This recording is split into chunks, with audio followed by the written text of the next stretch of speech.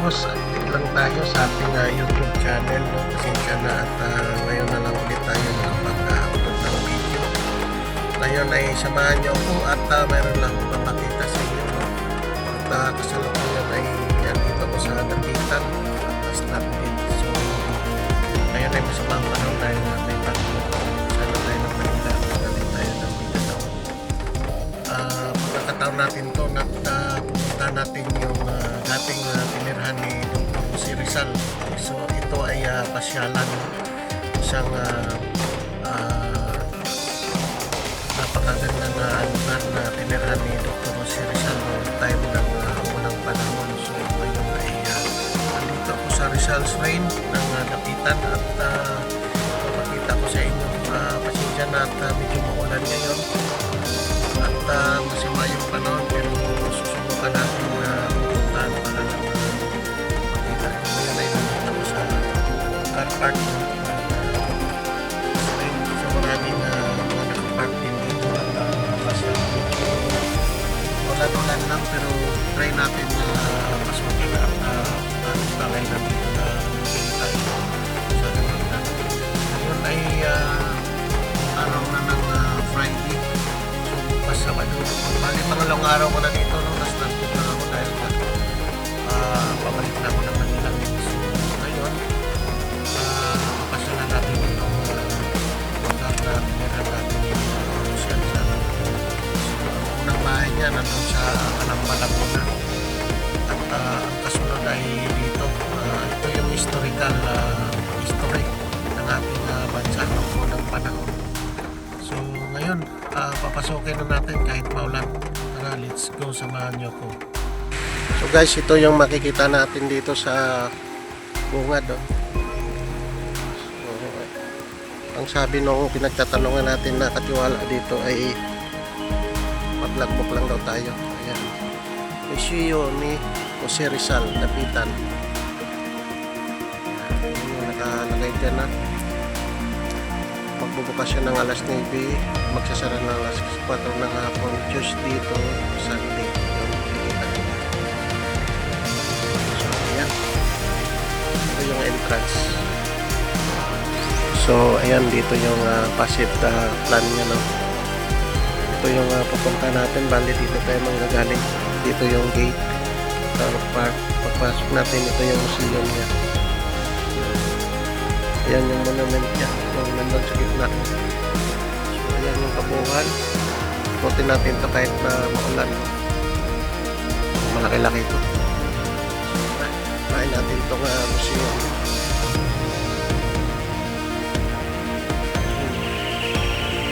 Harap siya sa dagat, no?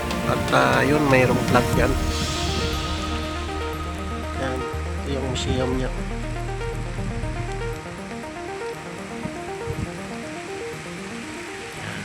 Papasokin natin yan. So ito yung nakalagay dito sa museum nila. Yan yung mga nakasulat. Ang magsasaka at mangingisda, the farmer and the fisherman. So, yan. So bali ito yung mga ginagamit noong unang panahon. Yan, nakapreserve pa, no? Ang lumang kagamitan, pangsaka, old farming tools. Yun yung nakalagay dyan, oh. Ito naman yung mga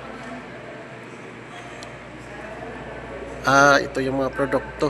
So bali ito niyog, mais, yun, tubo, sugar cane, yun mga sinauna, kakao, abaka, yan, kapi. So bali ito na si Dr. Jose Mariano Hamoy Casunyo Rizal sa pagkabenta ng abaka. So nagsasaka din siya noong unang panahon. Ito yung kalooban, loob ng museum. So puntin natin. Yan, oh. So, may nakalagay din, nakipagsulatan kay Padre Pablo Pastillas. Yan. Yan. Padaanan lang natin saglit kasi marami pa tayong pupuntahan.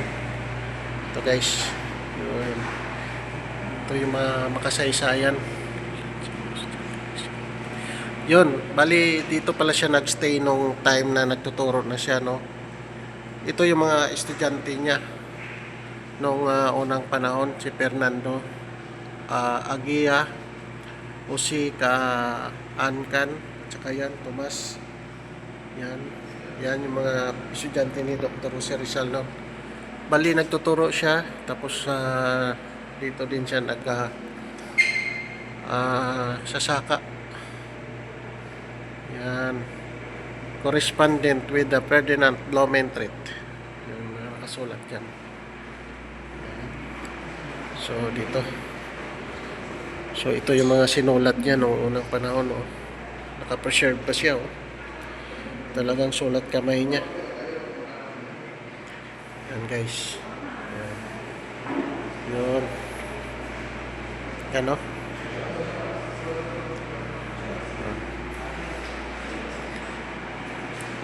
Yan. So, bali yan yung kabuuan ng museum.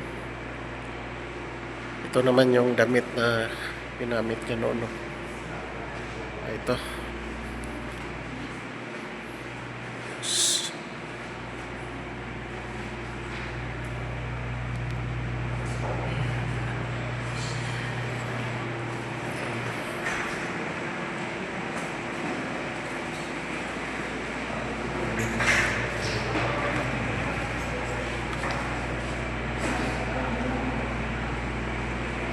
Alright, so tapos na tayo dito sa museum. Ito naman tayo sa labas. So, ayan mga boss, at makikita natin dito na yung mga kahoy na nakatanim dito, talaga namang ilang taon at ilang dekada na ang lumipas. Dahil nga sa puro kahoy na lang ang kikita natin. No? So kasalukuyan ay naulan pa rin at ito yan, iikutin natin itong kabuuhan na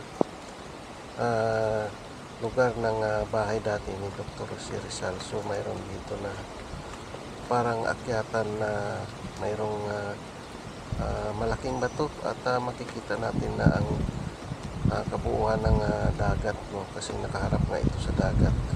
So maganda yung lugar niya no panahon na yun at siguro dito siya umaakyat sa bato na to at tumitingin sa kabuuan ng dagat.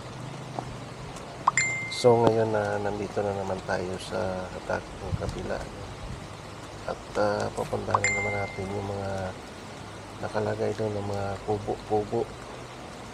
So ang mga kubo na yan ay gawa rin sa lumang modernong kahoy at ginamitan lang nila ng katan, no, yung kanali para talaga na ma-preserve yan.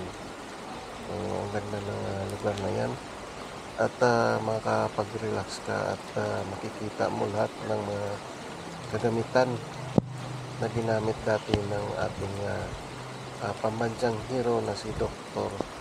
Jose Rizal. So mayroon lang din dito na mga tao na lokal, no? At siyempre ginagabayan din ng kanilang mga lokal pamalaan para lang manatiling malinis at maganda yung kapaligiran ng kabahayan ni dating Dr. Jose Rizal. So ngayon pupuntan man natin yung bandang sa taas kasi mayroon dito na malaking busay na kung saan doon siya kumukuha ng tubig na kanyang ginagamit. Alright, so tuloy-tuloy pa tayo dito sa bandang kaliwa. Yan, malalaking mga puno ng kahoy ang ating madadaanan. Bali ito na yung pinakabahay, no, na akyatin natin.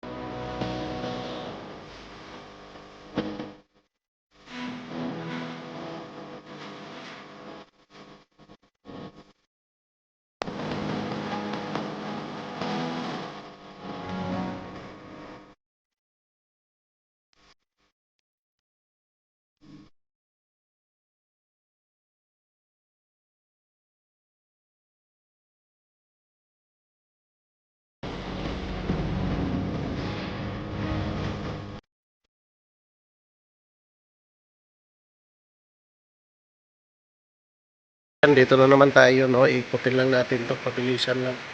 Yan. So, ayan, mayroon dito statuan niya. Ayan, may nakasulat. Lapida. Ayan, may nakasulat. Ayan. So, ikutin natin to. Kasi hanggang doon yung sa taas. Ayan. Ayan, may mga kubo-kubo siya, mga original na kubo.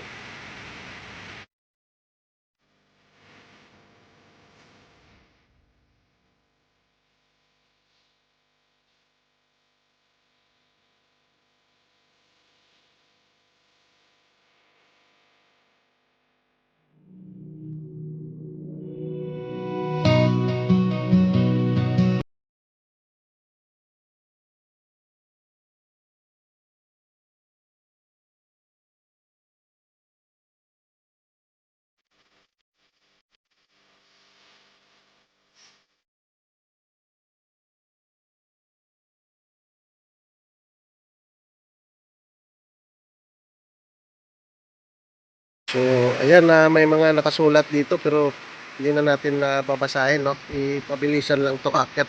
Akyat tayo dito kasi ito yung historical na daan papunta doon sa kung saan ay doon daw siya ay nanggagamot. Yan, no? Oh, medyo madilim. Sinsya na at medyo ano yung ano natin, camera. Video vlog, pakita ko lang yung paikot na.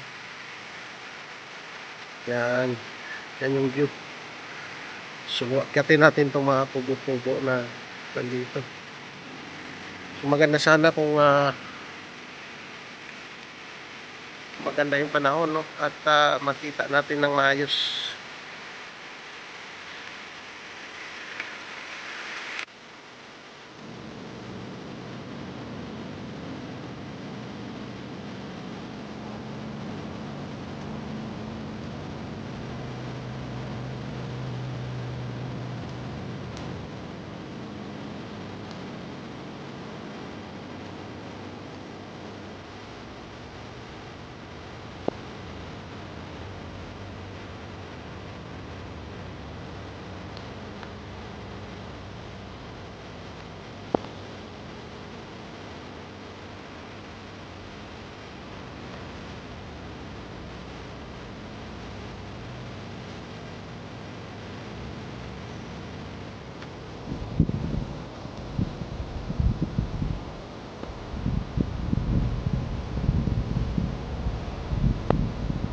So ayan guys, dito na lang magtatapos yung ating vlog, no? At yan, makikita naman natin yung kabuuan nitong dating tinirhan ni Dr. Jose Rizal. Yan, may maliit pang kubo dito. Tapos banda doon yun yung pinaka miss hall niya. Andyan yung lutuan. Yan yung pinaka playground. So bali yung nandun sa tapat, dagat na yan. So dito na lang ako magtatapos, no? At maraming salamat sa inyong pagsusubaybay sa ating munting channel. Paki-subscribe na lang din yung ating Facebook page, Boss Venture Vlog. Yun, paki-follow na lang din yung ating mga YouTube channel, no? At i-share. At yun, maraming salamat at God bless sa inyong lahat. Ito si Boss Venture Vlog at nagpapaalam. isang maulan na umaga sa inyo. Alright, welcome to the Pitan, Dipolog City. Bye-bye.